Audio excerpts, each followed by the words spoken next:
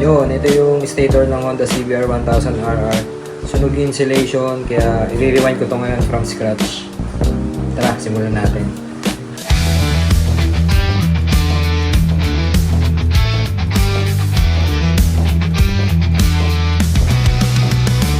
Meron muna mga bagay na dapat tayong malaman bago magbaklas o mag-unwind nito. Para kapag ka ni-rebuild o ni-rewind natin siya, may babalik natin yung factory configuration. Una, yung wire gauge. Yung wire gauge, yun yung sukat ng wire. Yung taba o nipis ng wire na gagamitin mo. Meron yan, number 16, number 18, number 19. Basta kung ano-ano. Mamaya papakita ko sa inyo paano sukatin yan. Sunod, yung number of turns per pole. Itong stator, meron siya mga pole. Ayan yun. Ito. Yung winding niyan may bilang kung ilang ikot. So kapag tinanggal natin to, binaklas natin to, dapat yung isa dyan mabilang natin ng maayos. Sunod yung coil turn direction.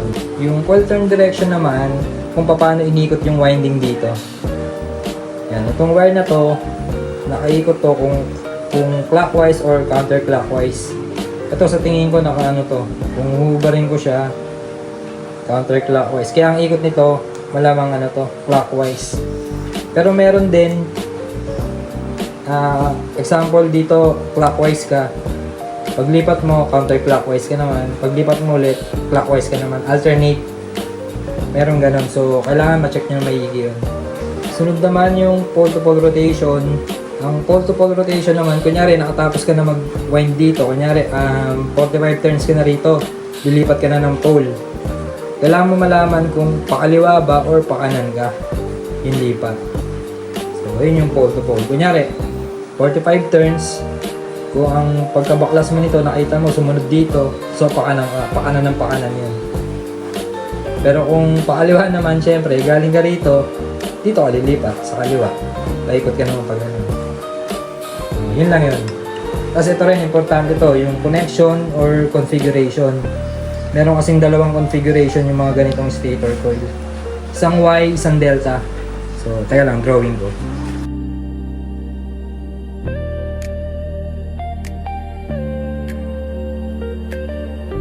Yun, ito yung dalawang configuration na sinasabi ko. Isang Y, isang delta. Sa Y, kunyari itong phase 1, phase 2, phase 3. Tapos yung S, yun yung start. Yung start ng winding. Ito yung E. Ito naman yung end. So, lahat sila merong start tsaka end. Start tsaka end. Yung isang side nun, pinagsama-sama sila. Tapos, yung bawat dulo, ito, yung dulo nito, yung dulo nito, yung dulo nito. Ito yun. Ito yung nire-represent dun sa diagram. Yan, itong tatlong wire na yun. Pero itong stator na to, hindi to naka-Y config. Nakita ko na kasi ito kaya alam kong hindi siya naka-Y config. Malalaman mong naka-Y configuration to pag yung isa dyan may nakita kang nakalusot dito, madalas yun, ito yun, yung pinagsama-samang tatlong wire, tapos nakalusot dito na merong insulation. Doon mo malalaman kung naka-Y configuration yun. Pero ito, naka-delta to. Sa delta naman iba. Kunyari dito sa phase 1, meron kang start, tapos nag-wind ka na. Ito yun. Nag-wind ka, pag end mo, putol. Yung phase 2 mo, yung start nun, idudugtong mo dito sa end ng 1. Tapos, wind ka ulit. Yung end ng 2, putol. Tapos, yung phase 3 mo, yung start niya, idudugtong mo naman dito sa end ng phase 2. Tapos, wind ka ulit. Yung end ng phase 3, idudugtong mo naman sa start ng phase 1. Parang gano'n. Kaya ito, sigurado ako na naka-delta config to. Kasi nakita ko na dito eh. Teka, pakita ko sa inyo.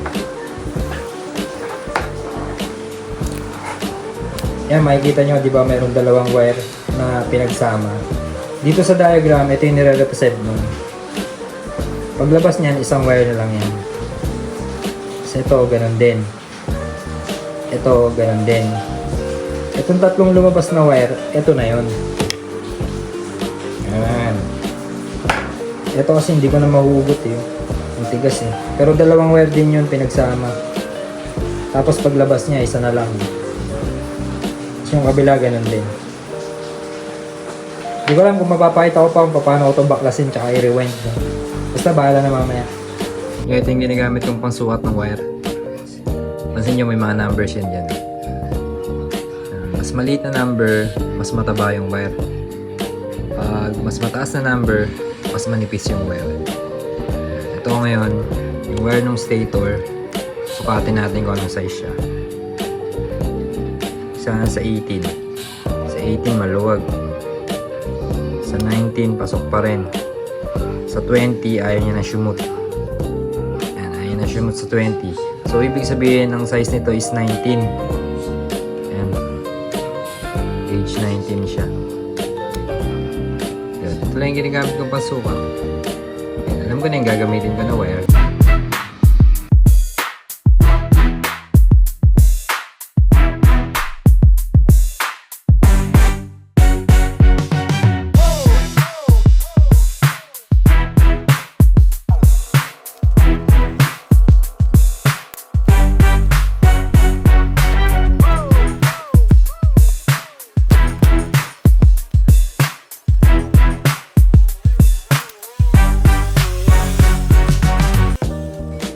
Ayan, after kong matanggalan ng winding yung ilang poles, nakuha ko na siya ng data.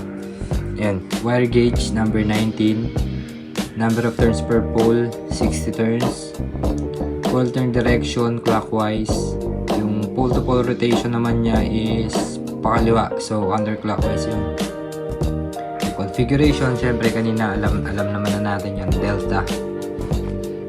Ayan, ito yung susundan ko. Ayan, confirm. Insulation breakdown nga yung nangyari. Sunog na sunog oh. Yun, natanggal ko na lahat ng wire. Ito na yung stator. Nasa problema, may mga lumabas na bakal. Ayan. Meron pang iba yan nandito. Ayan. Yung mga ganyan, kailangan mong takpan yan bago ka maglagay ng wire. Kasi masusugatan yung wire dyan eh. Kaaron siya ng continuity sa ground, magiging shorted siya. So, linisan ko muna to, tapos takpan ko yung mga yun. Yun, tapos na tayo sa phase 1. Pangalawang pase, isa na lang. Yan, ito kompleto na siya. Tatlo na yung pase niya. Ito yung mga dulo. Gagawin mo lang ulit dito yung static test kung paano ko ginawa yung kanina. After nun, mag-a-apply na tayo ng electrical varnish.